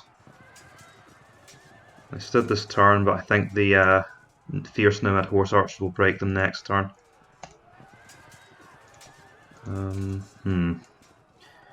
So some danger here. He could move across to attack, and because these are threatening the backs, because these units are threatening this square here, I can't move the archers out to block. That is actually a problem. Okay, now we can tell these guys to shove off. Almost caught them.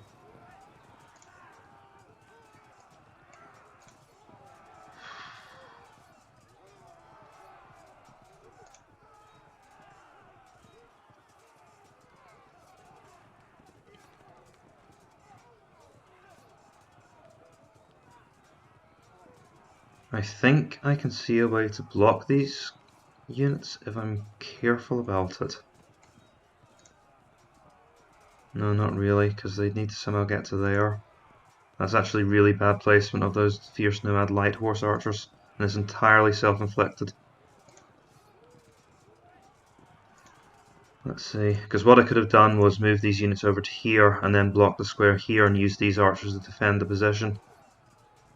But that's not really possible anymore. Where's a general when you need one?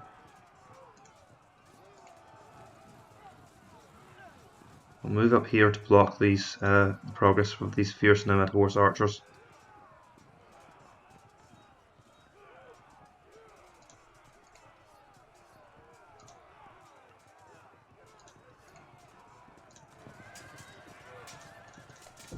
Do I want to send my elephants to just finish all of this off?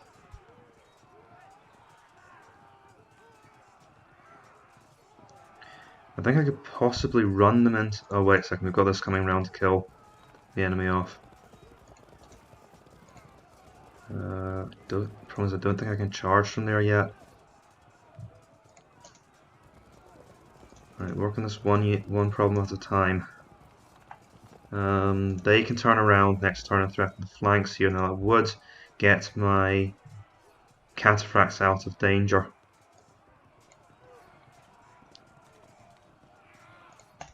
Turn them to face this way, as they should have been turned in the first place. So I think these cataphracts are going to have to hang on. I'm going to have to use my elephants to guard my flanks here, which means I can't use them to deal with these lancers or to speed up this situation. Now, these fierce nomad horse archers are probably going to end up going into these unarmoured horse archers, which means that I need to be ready to set up a flank attack on them when they do that, because my nomad horse archers can charge into combat.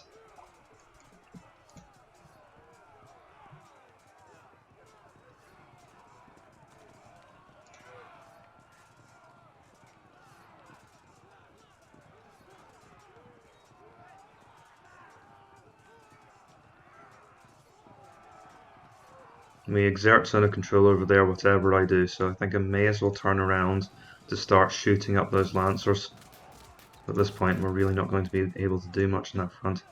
I don't think I can do anything about this flank situation.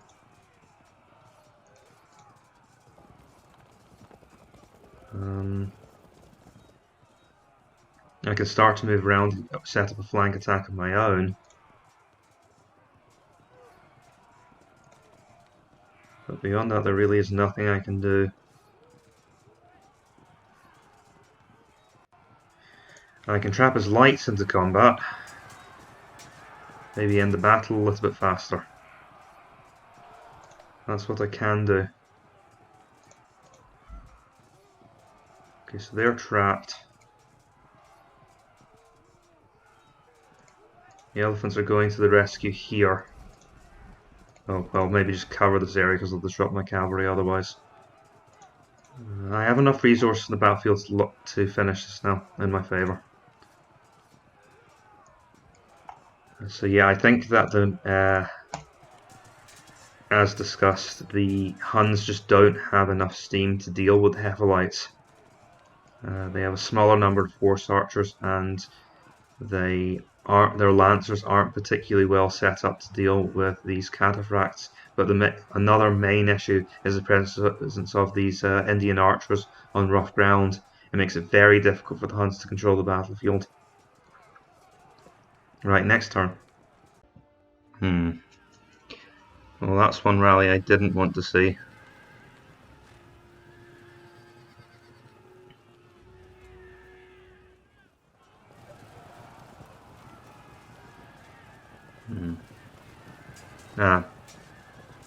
Bad move by those Nomad light horse archers. Nomad horse archers.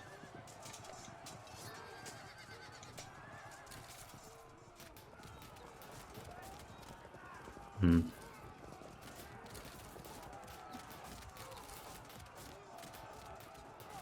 not sure why Mike isn't engaging here, because he at least has a chance of getting the flank. I suppose it might be resignation at this point, but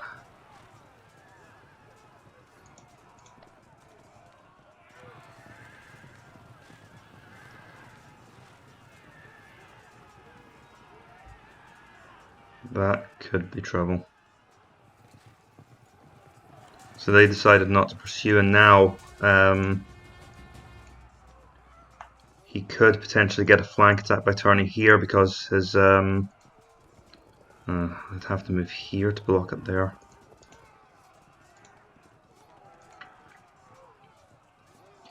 Let's try to... Oh, I've got this to worry about as well. Let's see. Right, move them down to block. And let's try to finish this quickly. So they're going down. Still only disrupted. Let's see now. Take the fight here as we have the advantage. We're wearing them down. They're almost down to only 2 units. And we're at quite a bad disadvantage here. Shame that's not my commander-in-chief. He's got an opening. Unless the cataphracts can hold up for another turn, I'm not going to be able to get this flank attack in. I'll still be able to take down this unit. So of course my target is these noble lancers here just now.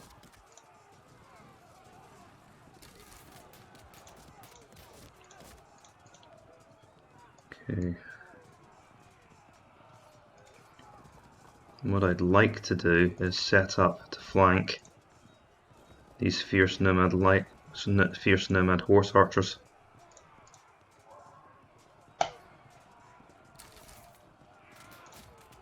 Can we hold our ground for just a little bit longer? Okay. And because he's focused on that, I can turn to face the elephants because we've now got enough time to make sure this flank attack goes ahead.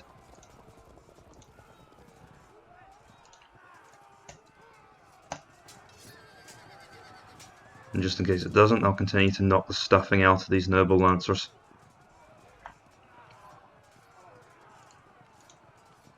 Just keep them pinned, they're not going anywhere.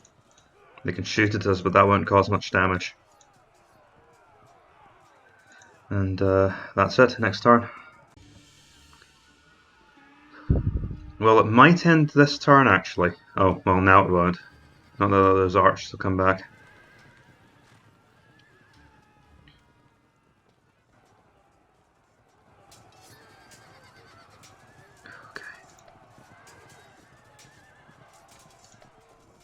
Hold on. Oh, everyone's clinging on this turn.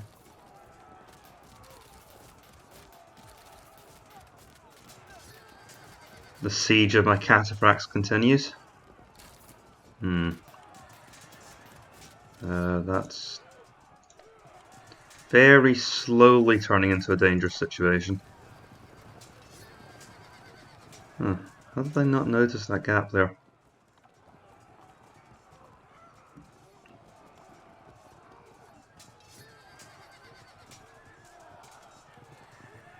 Right, that shoves them off. Well, they might go into the back of those lancers.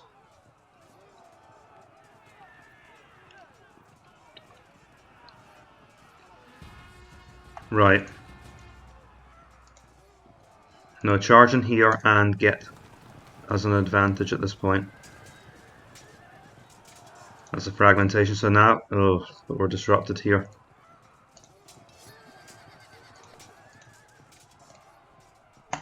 This is a really, really ugly fight.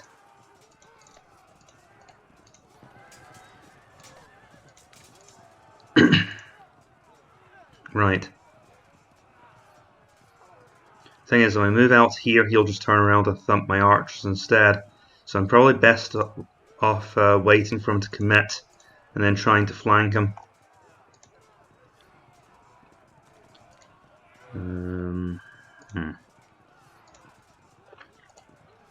Time to go bowling with elephants.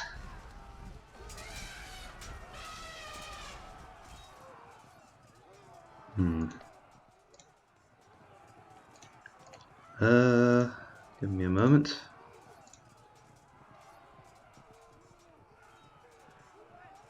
Yep, I think I see what way this is going.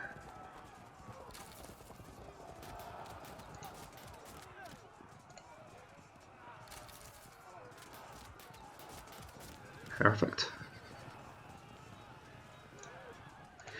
See, it's actions like that that make me think I might actually be good at this game after all.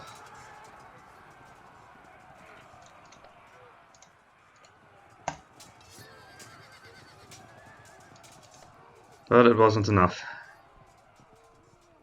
Now these guys are going to take a thumping. I can't take too much more like that.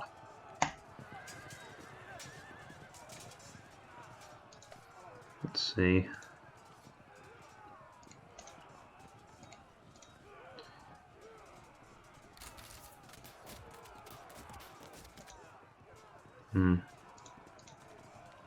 That's fine. We'll win there overall.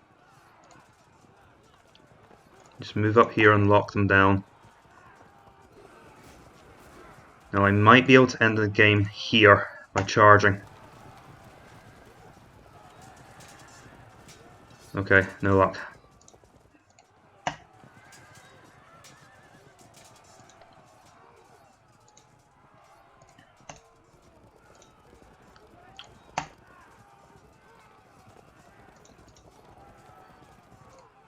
Right, another turn it is then.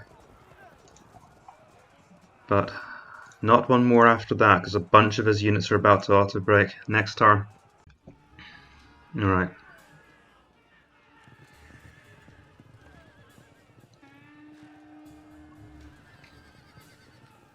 Now you're just drawing things out. Oh, there we go.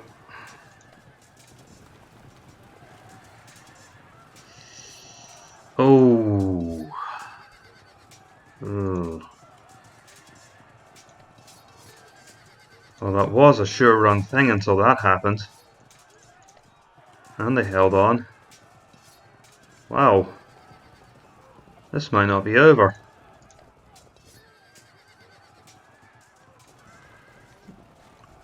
Note how Mike selected his melees in a good order there to ensure that it gave him the most favourable result possible under the situation, under the circumstances.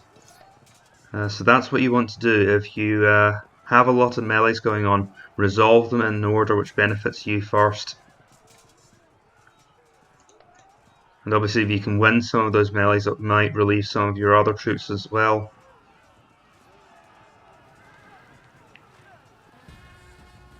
Right, let's see if I can finish it this turn.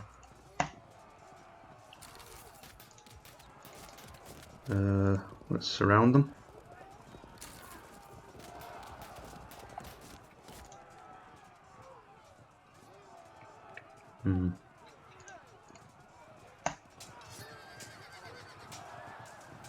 They should go into the back of these units here. There we go. They didn't quite follow through as far as I wanted them to. I was hoping they'd go into the middle of all this. Now this unit will break. They might get disrupted. You know, those archers have had a rough time. Ooh, fragmented! That doesn't often happen on impact, but in this case... and a fragmentation. Oh wow. That took a dark turn at the end there for my troops. Well, we had almost won decisively. And those cataphracts are going to get flanked as well, unless we can end it now. Oh no, you don't. You're not holding out. I said you're not holding out.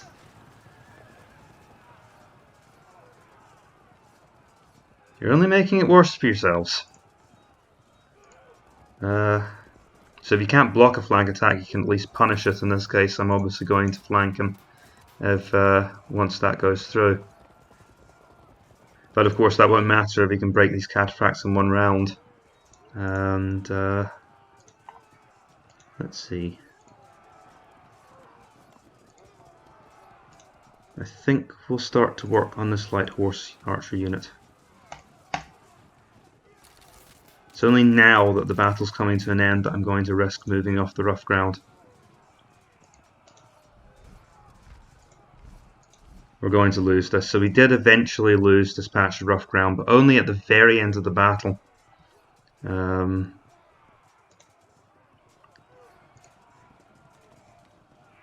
Honestly, under the circumstances, that's acceptable. Right. Okay. And of course, I could dispatch a unit to go and take care of this as well. We're over 60% anyway, so unless Mike has a lot of rallies, that should be it now. Next turn.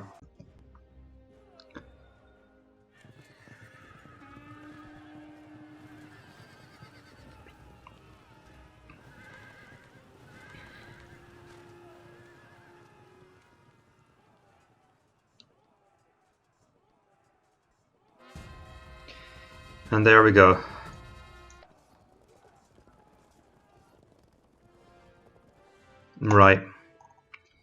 So as mentioned before, the point of this isn't to compete, but to show off the strengths of the armies. And I think this shows a big strength of the Kushan army against other nomads. These expensive, fierce nomad horse archers, although they're superior quality, they can shoot well, they can fight well, as my poor unarmoured nomad horse archers found out over here. They don't have the ammunition or the staying power to fight on for long enough, and this is the problem that the Hunnic list has in general. Their troops are too expensive, and expensive horse archers aren't really as cost effective, in my opinion, as cheap as chips horse archers, which can be used as missile platforms and which can just rain fire upon the enemy while avoiding contact. If you're bringing horse archers, you want to bring a swarm of horse archers. It's kind of like the debate between the Nomad light horse archers and the regular light horse archer. I'd rather have 5 light horse archers than 4 Nomad light horse archers, because what you're looking for in these units is firepower. And having melee capability on horse archers as well, it kind of comes across as a poor compromise candidate. Now, that's not to say that the Huns are unusable as an army or that you can't win matches with them. Any list that's handled well can potentially win battles, but it's an uphill struggle for them. And I believe in a battle between 2 players of roughly equal skill level, more often than not, the side with the cheap horse archers will win against the side with the more expensive horse archers. Now, I might be wrong with that analysis. I mean, I am at the end of the day just one person with an opinion, but it fits with my experience. And unless the fierce nomad horse archers can somehow make use of their melee capabilities against the unarmored horse archers, it's going to be difficult for the it's going to be a difficult day for the outnumbered horse archers. Now, now that I've said all of that, let's turn it on its head. As I said, there's the possibility that if the fierce nomad horse archers can ride up to the front of the horse archer line, just get into melee, shatter the unarmored horse archers and the nomad horse archers quickly, then they could potentially win like that, as long as they could get it done as long as they could keep their flanks protected somehow. So they could just be very aggressive and ride towards the Kushan lines and look to break their archers. Except for the fact that, and of course they've got lancers to help them do that, so they could use their lancers to help break the horse archers, which their fierce nomads are struggling with. So those cheap 48 point